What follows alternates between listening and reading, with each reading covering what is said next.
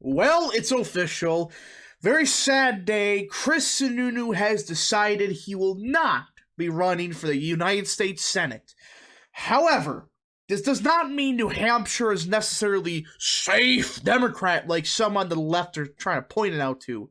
In fact, this actually may be the best case scenario for the Republicans either way. Now, let me explain. Chris Sununu is one of the most popular governors in the United States of America. That's obvious. He's the Cookie Monster, whatever you want to call him. And he won in a landslide in 2018 and 2020. I mean, he won by like 30 points both times. He's not going to lose, all right? And he's decided he's not going to run. Now, here's the negative with this, all right? We got to get this out of the way. It is a negative because it makes it significantly harder to win in New Hampshire. But I had decided to look into the data some more because there's some people going out here saying, it's safe Democrat, it's safe this, all this nonsense. I mean, you got some garbage CNN post saying the Republican chances of winning the Senate is now 10%. It's a bunch of bull. This is one Senate seat. So before we get into why or how the Republicans can still win New Hampshire and why Chris Sununu not running is not necessarily a terrible thing, let's go to the 2022 map. All right, so New Hampshire, let's say nothing happens. And these are the, safe states the Republicans are going to win. Not by a safe margin, but just states they probably will win by borderline safe margins. Anyways, Republicans only need 3 states. That's it. That's all they need for a Senate majority. And with polling coming out of Arizona, Nevada, that's just terrible news for Democrats. I mean, running on the socialist message is going to help a state like Nevada. But anyways, Republicans already got 53 Senate seats locked down. I mean, that's for fact. At least 50, if not at least 51. I think that Warlock in Georgia is going to get absolutely destroyed by Herschel Walker. But that's that. Republicans don't even need New Hampshire. This was just a safety valve. Like, let's say Democrats, sweep the other Senate seats. Republicans would still get that for sure Senate majority. That's why New Hampshire was kind of seen as like the safety valve. Everything fell to shit. If this was announced like a couple months ago, I would be panicking. Because Democrats at the time were looking okay. The economy was rebounding. COVID was not becoming an issue anymore, and relatively Biden was popular enough. Not saying he was, like the most popular guy in the world, but he was looking like Republicans, okay. The main 3 states would have been these 3, but New Hampshire for sure would get them over the edge. That's what it was looking like. Well, have anybody seen the economy as of late? Has anyone seen the news lately? America's falling apart, and Biden's popularity is in some instances worse than Donald Trump a couple years in with the negative press, with the Russiagate nonsense. Biden doesn't have that. He just has shitty policies. And people, we saw this in Virginia, woke up. And they voted against the inflation garbage, the woke education stuff, all this bullshit. And it's starting to affect several races. How can I show you this? Look at 2022 Senate race. All right. So you have, Chris Sununu versus Hassan. Hassan's a Democrat. She was only down by 2 points back in February when everything was going pretty good. Now, she's down by 5. Went from being down by 2 to being down by 5. You notice it's a pretty clear trend. And again, just ignore the registered voter crap. I hate when they intervene the polls with registered voters and likely voters. For now, just look at likely voters. It goes from, R+2 to R+3. And even with registered voters, same deal. It's not a good sign for Democrats. So even if Sununu ran, he would have won by 10 points at least at this point. Now it's just harder because, Chris Sununu was the top guy. And people like this rhino, Kelly Ayotte, I hate her, she will not run either. Neither will Scott Brown, none of these guys. But people seemingly forget that these guys, why would we want these guys anyways? I mean, yeah, this is New Hampshire. It's a more libertarian-esque state. But this idea that, Chris Sununu is the only one that can win, that's a bit far-fetched. In fact, Sununu not announcing maybe a blessing in disguise. Chris Sununu, I've always had, kind of a mixed feeling with him. I like his memes. I like the fact that, considering he's from New Hampshire, he's decent on the issues. But he's kind of showed some cracks with him. Critical race theory, the vaccine mandate, all that garbage. He showed himself to be kind of like a fake, libertarian-esque candidate. He just didn't prove himself. Now, we don't have him. The fake libertarian-esque person is gone. And again, the idea with Sununu is he's going to run for governor again. The Republicans are a trifecta now. That's why I think he's staying with the governorship, because the governor race would basically be screwed without him. At this point, Republicans have no bench for the governor's race, let alone the Senate race. But Sununu staying with the governorship maybe be the best scenario for Republicans. But there is another candidate, that one that's already announced, and other than like some Scott Brown type, entering the race, he's going to be the nominee. Don Bolduc. Now, Don Bolduc is an intriguing candidate. And you can look at his endorsements and instantly grudge that's Michael Flynn. Yes, there's issues with Flynn, but ignore that. And remember this. Bolduc is a solid candidate. He's a former U.S. Army Special Forces Brigade General, and he was a candidate in 2020. Did reasonably well. And in fact, according to polls, he's unknown, still unknown now. He went from losing by 13 in February to being down by 5 in October. This is with a lot of people not knowing who he is. And he's actually decent. In 2020, he did get the endorsements of people like Tom Cotton, people like Robert O'Neill, which we're not going to talk about that. But Bolduc overall is a solid candidate. You look at his issues, and on immigration, he's pretty solid for New Hampshire. New Hampshire, this is about as right as you could possibly get.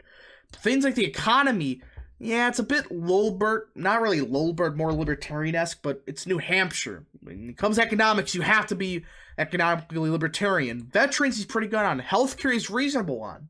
So Republicans have a candidate that's going to be the nominee here. There's no other real candidate. You look at the other two candidates, and it's I'm not even going to try to pronounce that name. And just a random perennial candidate. So they don't have anybody. So Bolduc is the only one. And I looked inside of these polls. Like 2020, all right? This is the first poll from the 2022 race between Bolduc and Hassan.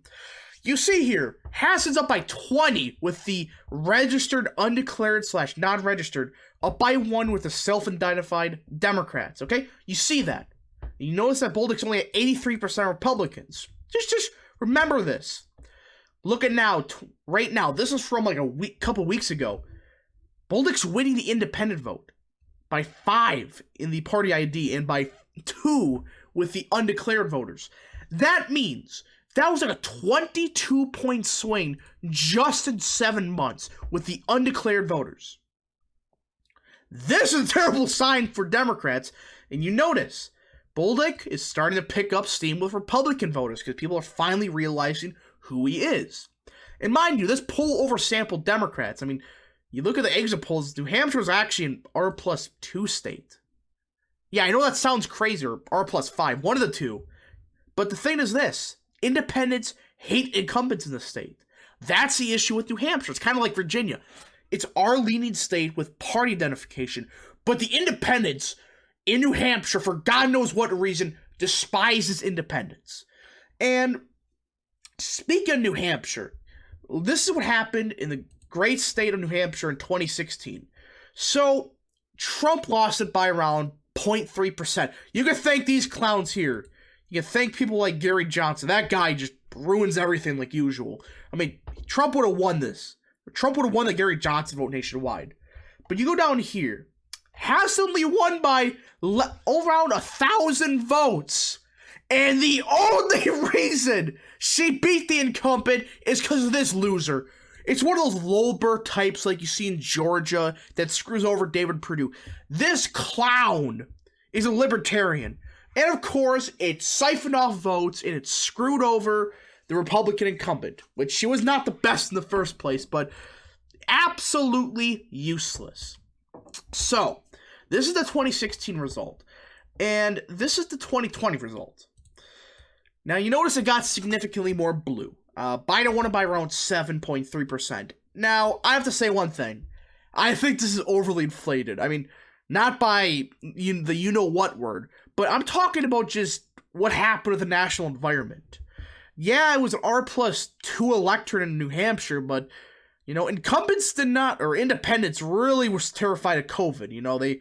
Trump really he had a poor management of the messaging of COVID. Not necessarily COVID itself, but the messaging of it. He really let Biden go through with that.